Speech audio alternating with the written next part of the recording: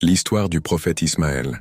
Le prophète Ismaïl, paix sur lui, était le fils aîné du prophète Ibrahim, Abraham, paix sur lui, et de Hajar, Agar, paix sur elle.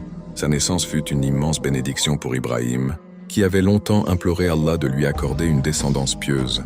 Sur ordre d'Allah, Ibrahim emmena Hajar et le jeune Ismaël dans une vallée désertique, l'endroit où se trouve aujourd'hui la Mecque. Il les y laissa avec un peu d'eau et de nourriture. Lorsque les provisions furent épuisées, Hajar chercha désespérément de l'eau pour son fils. Elle courut 7 fois entre les collines d'As-Safa et d'Al-Marwa. C'est alors qu'Allah fit jaillir, miraculeusement, la source de Zamzam au pied d'Ismaël. Cette eau permit à des voyageurs de s'installer dans la vallée, et la Mecque commença à se développer. En grandissant, Ismaël devint un jeune homme pieux, patient et obéissant à Allah. Un jour, Ibrahim vit en rêve qu'il devait sacrifier son fils. Les rêves des prophètes étant une révélation, il dit à Ismaël, « Ô mon fils, je me vois en songe en train de t'immoler.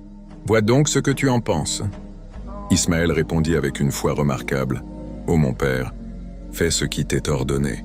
Tu me trouveras, si Allah le veut, parmi les endurants. » Lorsque tous deux se soumirent à l'ordre d'Allah et qu'Ibrahim s'apprêtait à accomplir le sacrifice, Allah l'arrêta et remplaça Ismaël par un bélier.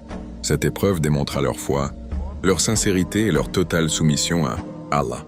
C'est en souvenir de cet événement que les musulmans célèbrent chaque année l'Aïd al-Adha.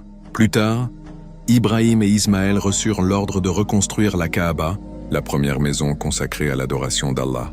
Ensemble, ils élevèrent ses fondations en invoquant « Seigneur, accepte ceci de notre part. Tu es certes celui qui entend tout et celui qui sait tout. » Ismaël devint ensuite prophète. Il appela son peuple à adorer Allah seul, à accomplir la prière et à s'acquitter de leurs devoirs envers leur Seigneur. Le Coran loue sa sincérité, sa patience et sa fidélité à ses promesses. Le prophète Ismaël, paix sur lui, reste un exemple de foi, d'obéissance, de patience et de confiance totale en Allah. Son histoire rappelle que ceux qui placent leur confiance en leur Seigneur trouvent toujours sa miséricorde et son secours.